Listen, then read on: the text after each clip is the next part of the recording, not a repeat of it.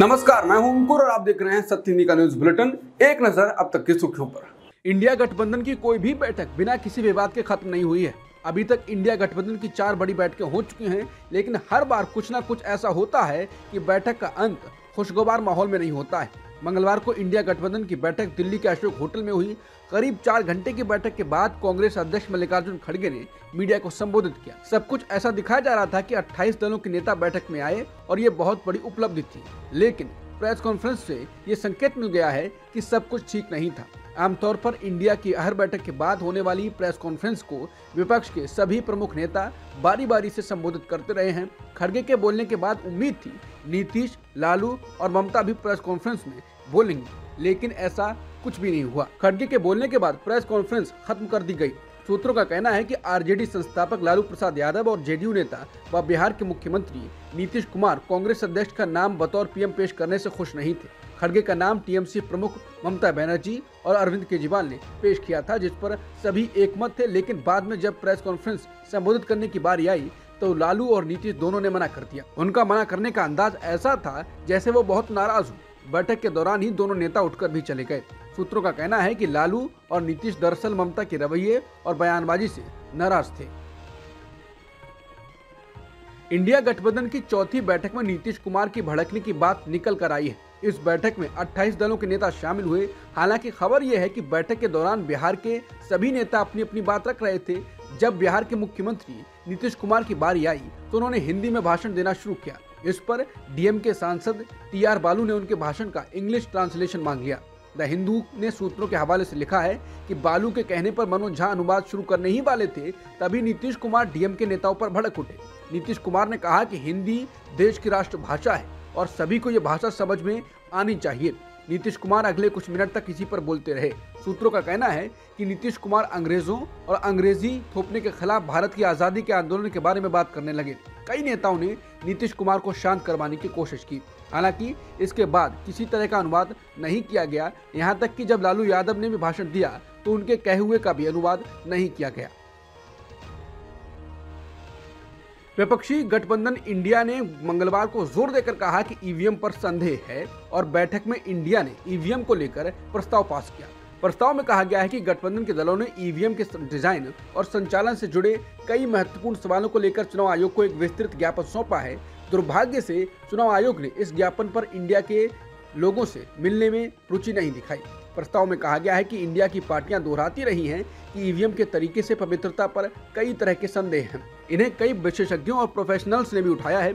इसके साथ ही इंडिया ने सुझाव दिया कि हमारा सुझाव बेहद सरल और स्पष्ट है। वीवीपैट पर्चों को बॉक्स में गिराने के बजाय इसे वोटर्स को सौंप दिया जाना चाहिए। फिर वो अपने द्वारा चुने गए विकल्प को वेरीफाई करने के बाद इसे एक अलग मतपेटी में रख देगा और फिर इसके बाद वीवीपैट पर्चियों की 100% गणना की जानी चाहिए। ऐसा होने से स्वतंत्र और निष्पक्ष चुनाव में लोगों का पूर्ण रूप से विश्वास बहाल हो जाएगा। जिसके बाद लोगों का कहना है कि सिंपल सुझाव है, ईसीआई को मान लेना चाहिए, ईवीएम का विवाद खत्म हो जाएगा। बता दें, मध्य प्रदेश में हुए चुनाव को लेकर कई सवाल लोगों के द्वारा उठाए जा रहे हैं। मुख्यमंत्री रह चुके दिग्विजय सिंह ने कहा था कि 203 सीटों में से पोस्टल बैलेट में 199 पर कांग्रेस को बढ़त थी। फिर सोचने की बात यह है कि जब जनता वही है तो वोटिंग पैटर्न इतना कैसे बदल गया। लोकसभा और राज्यसभा में कुल 141 विपक्षी सांसदों को सत्र के लिए निलंबित किया जा चुका है, लेकिन निलंबन के पीछे बीजेपी सांसद हेमा मालिनी ने जो वजह बताई है उससे बीजेपी ही मुश्किलों में फंस सकती है। हेमा ने मीडिया से बात करते हुए कहा, देखिए वो इतना सवाल उठाते हैं, कुछ अजीब सा बिहेव करते हैं, इसके लिए उनको सस्पेंड किया गया है। सस्पेंड किया तो कुछ तो वो गलत काम कर रहे होंगे। इसके बाद उनका ये वीडियो वायरल हो गया है। टीएमसी सांसद कल्याण बनर्जी ने उपराष्ट्रपति जगदीप धनखड़ की मिमिक्री पर जवाब दिया है। उन्होंने कहा कि वो लोकसभा के सांसद हैं और कभी राज्यसभा की कार्रवाई ही नहीं देखी। अगर उपराष्ट्रपति ने खुद पर ले लिया तो मैं कुछ नहीं कर सकता। उन्होंने कहा कि धनखड़ जी भी वरिष्ठ वकील हैं और मैं भी वकील हूँ, मैं उनका सम्मान करता हूँ, लेकिन मेरा सवाल है कि क्या वो राज्यसभा में ऐसा व्यवहार करते हैं। समाचार एजेंसी पीटीआई के मुताबिक अभिषेक गौतम नाम के एक वकील ने दिल्ली के डिफेंस कॉलोनी पुलिस थाने में इस मामले में एक शिकायत दर्ज कराई है। पीएम मोदी ने बुधवार को उपराष्ट्रपति जगदीप धनखड़ को फोन किया और संसद परिसर में कुछ सांसदों के व्यवहार पर निराशा व्यक्त की। मोदी ने उन्हें बताया कि किस तरह लंबे समय से उनका मजाक उड़ाया जा रहा है। ये जानकारी उपराष्ट्रपति दफ्तर की ओर से दी गई है। ट्वीट कर बताया गया है कि पीएम मोदी ने उपराष्ट्रपति को बताया कि वो पिछले 20 सालों से इस तरह के अपमान सहते आ रहे हैं, लेकिन देश के उपराष्ट्रपति जैसे संवैधानिक पद के साथ और वो भी संसद में ऐसा होना दुर्भाग्यपूर्ण है। जिसके बाद उपराष्ट्रपति ने कहा कि मैंने प्रधानमंत्री से कहा कि कुछ लोगों की बेतुकी हरकतें से मुझे मेरा कर्तव्य निभाने से नहीं रोक सकती है। उपराष्ट्रपति और राज्यसभा के सभापति जगदीप धनखड़ की मिमिक्री पर कांग्रेस नेता खड़गे ने बयान दिया है। खड़गे ने कहा कि अगर मुझे बोलने की इजाजत नहीं है तो क्या मुझे ये कहना चाहिए कि मैं दलित हूँ। हर मुद्दे में जाति को नहीं घसीटा जाना चाहिए और लोगों को भड़काने के लिए उसका इस्तेमाल नहीं किया जाना चाहिए। बता दें, धनखड़ ने अपनी मिमिक्री को अपने समुदाय से जोड़कर पेश किया है। कांग्रेस नेता जयराम रमेश ने पीएम मोदी का वीडियो ट्वीट किया है जो संसद के भीतर ही किसी का मजाक बनाते हुए दिखाई दे रहे हैं। इसको ट्वीट कर जयराम रमेश ने कहा है कि मिमिक्री का मुद्दा उठाकर 142 सांसदों के निलंबन से ध्यान भटकाने की बेताब कोशिश की जा रही है। याद कीजिए किसने किसकी नकल उतारी और वो भी लोकसभा में। सांसदों के निलंबन को सोनिया गांधी ने लोकतंत्र का गला घोटना करार दिया है। उन्होंने बुधवार को मोदी सरकार की आलोचना की। कांग्रेस संसदीय दल की बैठक के बाद सोनिया गांधी सांसदों के साथ लोकतंत्र बचाओ का बैनर लेकर प्रदर्शन करने निकली। उन्होंने संसद भवन परिसर में महात्मा गांधी की प्रतिमा के सामने लोकतंत्र के लिए लड़ाई लड़ने का संकल्प लिया। बैठक में उन्होंने कहा कि नरेंद्र मोदी सरकार ने लोकतंत्र का गला घोट दिया है। इससे पहले कभी भी इतने सारे विपक्षी सांसदों को निलंबित नहीं किया गया था और वो भी पूरी तरह से उचित और वैध मांग की सिर्फ आवाज उठाने के लिए। संसद से विपक्षी सांसदों के निलंबन पर कांग्रेस अध्यक्ष खड़गे ने कहा कि प्रधानमंत्री देश में एक पार्टी का राज स्थापित करना चाहते हैं। उन्होंने कहा कि घुसपैठियों पर यूएपीए के तहत केस दर्ज किया गया, लेकिन जिस बीजेपी सांसद के कारण वो संसद में घुसे उनसे अब तक पूछताछ तक नहीं हुई। ये कैसी जांच है। सोशल मीडिया प्लेटफॉर्म एक्स पर एक लंबा पोस्ट शेयर करते हुए उन्होंने लिखा, 141 सांसदों को निलंबित कर दिया गया है क्योंकि वो संसद में हुए गंभीर सुरक्षा उल्लंघन पर गृहमंत्री से बयान चाहते थे। कांग्रेस नेता शशि थरूर ने कहा है कि सरकार विपक्ष मुक्त संसद चलाना चाहती है। उन्होंने कहा ये लोकतंत्र नहीं है। मिमिक्री पर उन्होंने कहा कि अगर 1 मिनट के लिए कुछ किया तो आप घंटे वेस्ट क्यों कर रहे हैं। उन्होंने कहा कि मोदी सरकार की तरफ से लोकतंत्र पर हमला हो रहा है। उन्होंने कहा कि लोकतंत्र गंभीर विषय है और मिमिक्री पर इतना क्यों ध्यान दिया जा रहा है।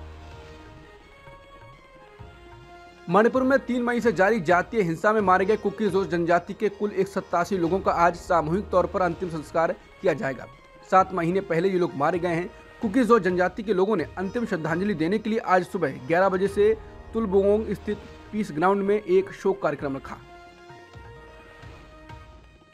प्रधानमंत्री मोदी ने मंगलवार को अपने इजरायली पीएम बेंजामिन नेतन्याहू से फोन पर बातचीत की। उन्होंने नेतन्याहू से कहा कि भारत अरब क्षेत्र में जल्द शांति चाहता है। प्राप्त जानकारी के मुताबिक इस बातचीत में कई अहम मुद्दों पर चर्चा की गई। दोनों नेताओं के बीच हुई इस बातचीत की चर्चा दुनिया भर के मीडिया में है। ये बातचीत इसलिए भी महत्वपूर्ण है कि कुछ दिनों पहले ही भारत ने गजा में तत्काल मानवीय युद्ध विराम के आह्वान वाले संयुक्त राष्ट्र संघ के प्रस्ताव के पक्ष में मतदान किया। भारत ने युद्ध विराम के पक्ष में वोट दिया था, जो कि एक तरह से इजरायल के खिलाफ जाने वाला फैसला था। इजरायल और हमास के बीच चल रही जंग में इजरायल युद्ध विराम के पक्ष में नहीं है। कोलोराडो सुप्रीम कोर्ट ने डोनाल्ड ट्रंप को व्हाइट हाउस के लिए अयोग्य घोषित कर दिया है। इसका अर्थ है कि वो कोलोराडो में राष्ट्रपति चुनाव के उम्मीदवार नहीं हो सकते हैं। सुप्रीम कोर्ट ने राज्य के प्राइमरी बैलेट से उनका नाम हटा दिया है। ट्रंप को उनके समर्थकों के द्वारा 6 जनवरी 2021 को यूएस कैपिटल पर हमले में उनकी भूमिका के लिए अयोग्य घोषित किया गया है। अमेरिकी संविधान में शायद ही कभी इस्तेमाल किए जाने वाले इस प्रावधान के तहत व्हाइट हाउस के लिए किसी को अयोग्य माना गया है। यानी संविधान के इस प्रावधान का पहली बार किसी शख्स के खिलाफ इस्तेमाल हो रहा है। हालांकि इस फैसले को यूएस सुप्रीम कोर्ट में चुनौती देने की बात ट्रंप के वकीलों ने की है। यूएस सुप्रीम कोर्ट के 6 जजों में 3 की नियुक्ति ट्रंप के शासनकाल में हुई थी। इससे फैसला उनके पक्ष में आने की उम्मीद जताई जा रही है। विश्व स्वास्थ्य संगठन यानी WHO ने मंगलवार को नए कोविड-19 वेरिएंट को वेरिएंट ऑफ इंटरेस्ट बताया और कहा कि सबूतों से पता चलता है कि इस स्ट्रेन से लोगों के स्वास्थ्य को कम खतरा है। समाचार एजेंसी रॉयटर्स के अनुसार तो जानकारों ने बताया कि यह स्ट्रेन कोविड-19 के बाकी वेरिएंट की तुलना में इम्यून सिस्टम को आसानी से भेज सकता है, लेकिन अब तक ऐसे कोई साक्ष्य नहीं सामने आए हैं जिससे यह माना जाए कि इस वेरिएंट से गंभीर खतरा है। अब तक की सुर्खियों में इतना ही। बाकी खबरों के लिए बने रहिए सत्यहिंदी.com के साथ।